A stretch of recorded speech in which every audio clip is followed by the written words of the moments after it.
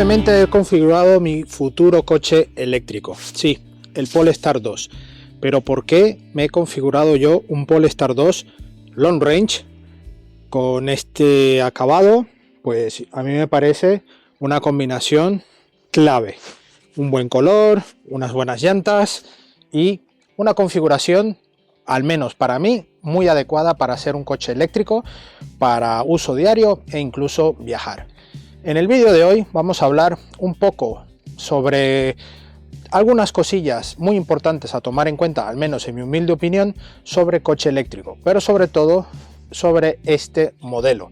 Tiene rivales, sí, el Tesla Model 3, incluso el Model Y, porque alguna cosilla podremos comparar también, eso lo hablaremos más adelante, pero hay otros modelos que poco a poco, otras marcas más generalistas ofrecen a un coste mucho más atractivo, que quizás esta es la sombra de este Polestar 2. Sin embargo, te demostraré por qué a mí me convence más este modelo. Así que dentro intro y empezamos.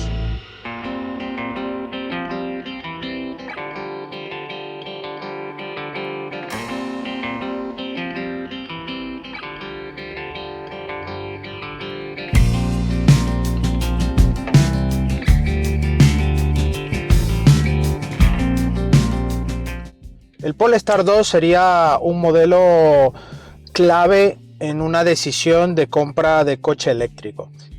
Como todo coche, también tiene su parte de sombra, que no hay coche perfecto, al menos que encuentres esa media naranja de 4 ruedas en el pool, en ese parque de coches y opciones que hay a día de hoy. Pero en el caso de coches eléctricos, el tema se complica aún más. ¿Por qué? Porque estamos con autonomías muy variopintas, con mejoras en las baterías según qué generación de coche estés mirando. Y en el caso del Polestar 2 ha hecho una pequeña actualización en esta última generación, donde ha aumentado la capacidad de batería y la ubicación, por ejemplo, en esta versión que estamos teniendo hoy, con la propulsión trasera. Antes era todo propulsión, mejor dicho, tracción delantera. La propulsión trasera a día de hoy ofrece una dinámica un poco más divertida, un poco distinta, ¿no?, a lo que es la tracción delantera.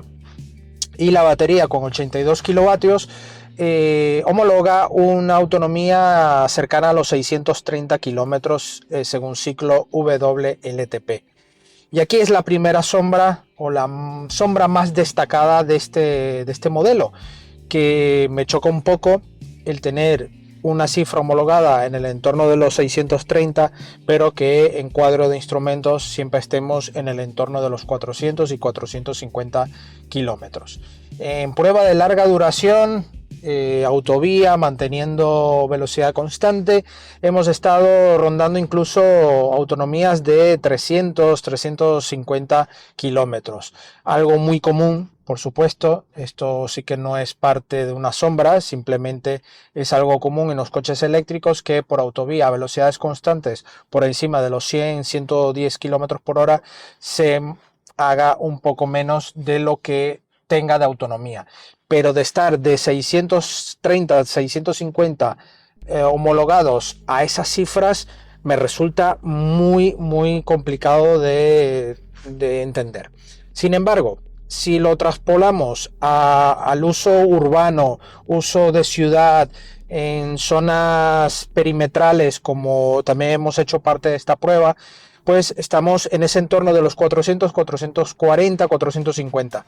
Cuando he recogido el coche en prensa de Polestar España, el coche me marcaba 400, ¿vale?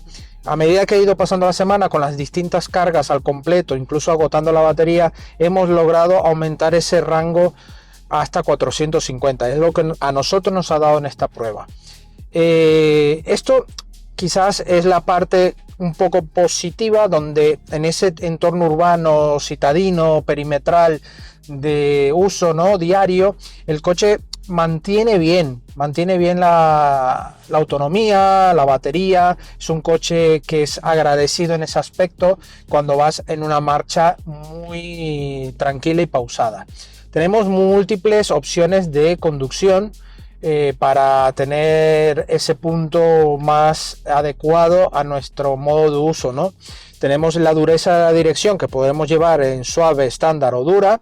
En ese caso podremos elegir cuál es la mejor para nosotros. Tenemos el One Pedal Drive, que en este momento lo llevo apagado, pero si queremos activamos el nivel bajo y el coche automáticamente, con quitar el pie del acelerador, nos regenera y además nos detiene el coche. Y en estándar, que yo más que estándar lo llamaría intenso, porque ya es una frenada prácticamente intensa. En el momento que quitamos el pedal ya retiene muchísimo, ¿vale?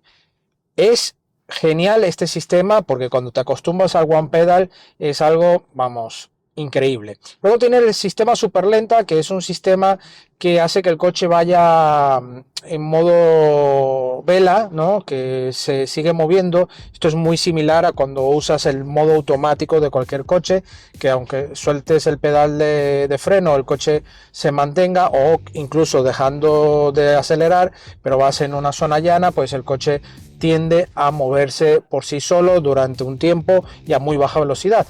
Este sistema, pues bueno, según cómo quieras usar el coche, también te puede venir muy bien.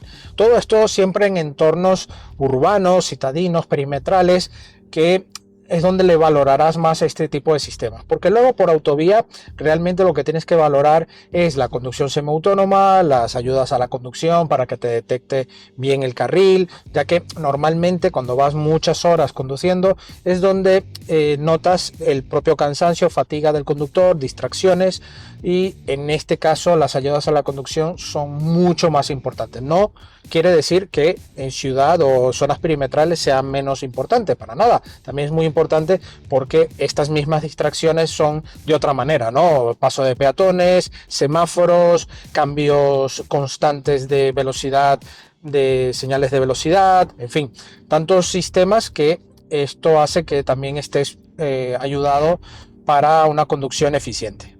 Realmente este Polestar 2 lo veo como un claro candidato, ¿no? Porque son 299 caballos en ficha, 300 caballos y 490 Nm par de potencia máxima. Un coche que de verdad ofrece una dinámica más que suficiente para mover todo este coche, que no deja de ser un coche con aspecto de berlina crossover. Por su altura, tiene una cierta musculatura, sobre todo en la parte trasera, se nota un coche musculoso, entonces da ese aspecto entre berlina y crossover, casi tirando a sub, ¿no? Por esos pasos de rueda marcados, en fin. Entonces se desmarca en este vídeo, por eso quiero darles esta opinión para que no me malinterpretéis y me saquéis de contexto, que por precio yo me iría por ejemplo con el Model 3, sí, por precio, y que es un tipo de coche más berlina. Este, aunque tenga ese aspecto y ciertas características, sobre todo de conducción, que te parezca ir en una berlina, no hay que dudar de que tiene más aspecto sub crossover sub, que una berlina. Eso es indudable, ¿no? El Model 3 en ese caso es mucho más berlina, mucho más enfocado a ese tipo de coche, ¿no? Iríamos más por competencia, sería el Model Y, ¿no? Por ir por Tesla, ¿no? Debido a las promociones y precios tan competitivos que tienen a día de hoy, que hacen que por ejemplo el Polestar a lo mejor no entre dentro de tu órbita de compra, ¿no? Porque te hará un poco más caro. Este coche, ya habéis visto en la configuración, parte de los 49.000 euros hasta llegar con los opcionales a 52.000 euros prácticamente.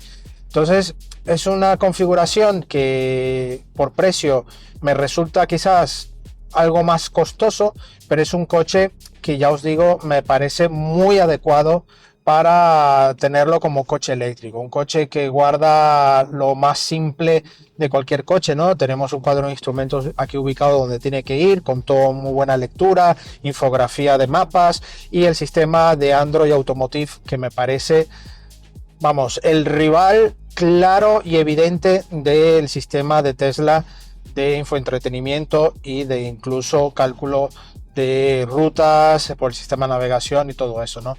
Es, vamos, el Google Automotive o el Android Automotive es el claro rival a defender esa opción, ¿no? Todo coche que lleve este sistema Android Automotive me parece increíble. Todo el sistema que lleva el coche, tanto para el sistema de cálculo de rutas, nos indica las paradas, las cargas con que llegamos, los porcentajes, va fantástico, además muy fluido y con mandos de voz. Se nos hace el cálculo de la ruta, las horas con que llegamos y por supuesto las paradas necesarias con sus tiempos incluso para la recarga y poder continuar el viaje.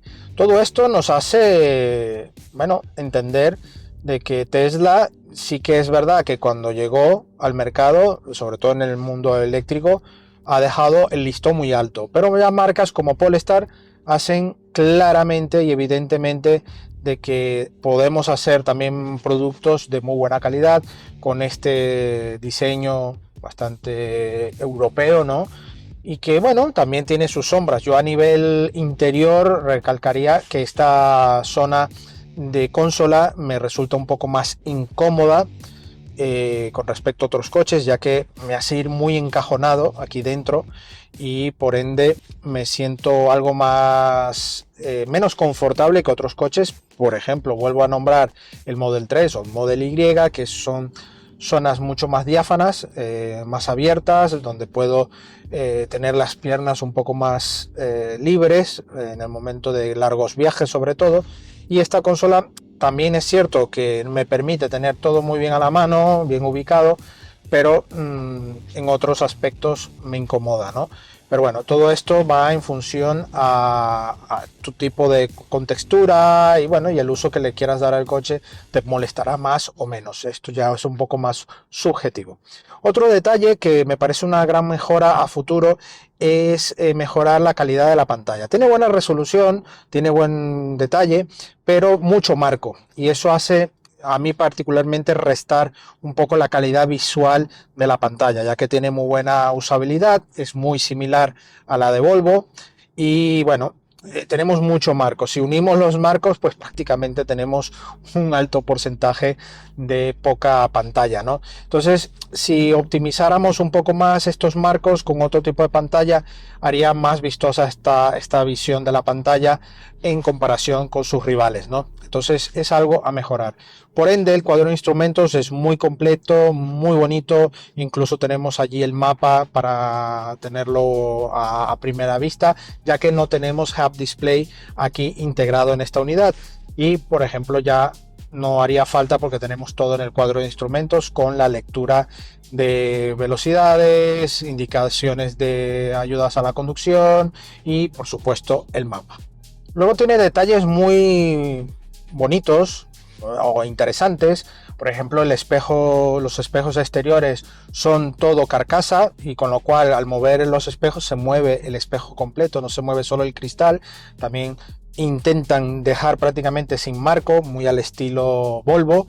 Por supuesto, el espejo interior igual, y todo esto son detalles de muy buena calidad. Luego el coche en general tiene un diseño que bueno, mantiene ese toque nórdico, elegante, sobrio y a la vez hasta un toque arriesgado, deportivo, con esas ópticas delanteras. Los pilotos traseros también, sobre todo cuando tiene la luz, también destaca. Y bueno, el aspecto robusto, pero es un coche totalmente diferente en cuanto a diseño a sus rivales, por ejemplo los Tesla. Muy diferente, así que eso también lo valoro en el momento de una posible compra. Y yo sinceramente valoro este coche por su calidad nórdica, ese diseño más europeo, más normalizado, sin perder el minimalismo, porque también tenemos muy pocos botones en volante, sistema de infoentretenimiento.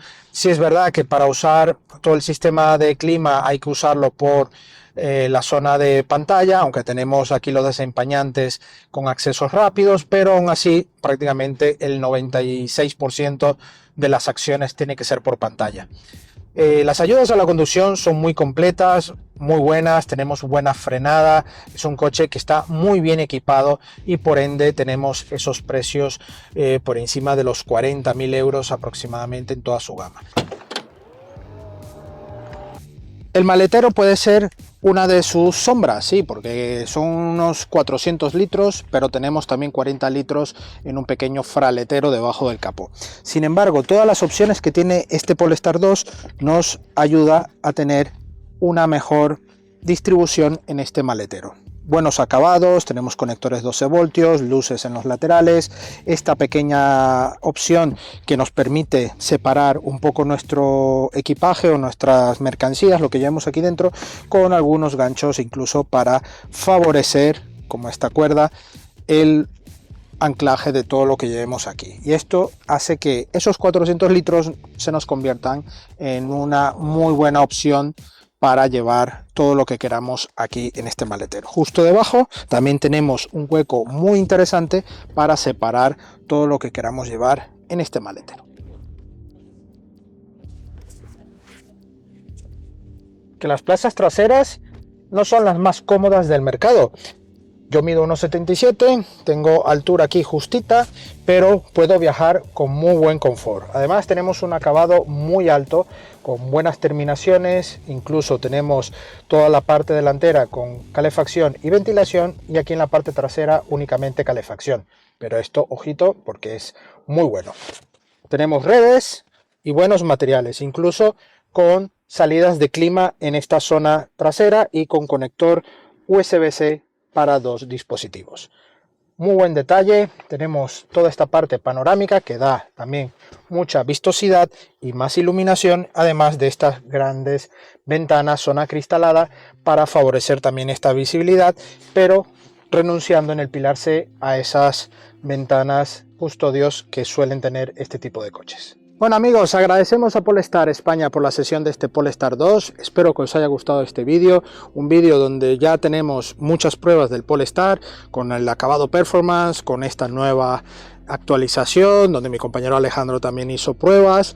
La verdad es que es un modelo que ya ha pasado por el canal y estamos muy convencidos de lo que estamos recomendando. Es una alternativa muy interesante, que es verdad que hay muy buenos competidores y que, como siempre, como os he dicho anteriormente, tenéis que ir vosotros también a comprobarlo por vosotros mismos, con vuestros gustos, vuestro bolsillo, vuestra economía, que esto puede variar mucho, pero que sepáis que este modelo puede ser un muy buen candidato para coche 100% eléctrico. Su clave o su sombra más, bueno, ahí es el precio, sobre todo en esta configuración que hemos realizado con esta unidad, que es el long range, pero con todos estos opcionales incrementa un poco el coste y con ello no tendremos las ayudas, por ejemplo, del plan MOVES. Ahí está un pequeño problema con respecto a sus rivales más directos, como por ejemplo los modelos Tesla que hemos mencionado. Así que nada amigos, agradecemos vuestra visita, suscribiros al canal y dejarnos vuestros comentarios aquí debajo, y por supuesto dejarnos vuestro like, y no olvidéis también nuestras redes sociales, Facebook, Instagram, Twitter, que ahora es X, y TikTok. Y por supuesto prueba escrita de este coche, de otros coches y también de motos en nuestra web supermotor.online. Nos vemos en la próxima entrega. Hasta pronto.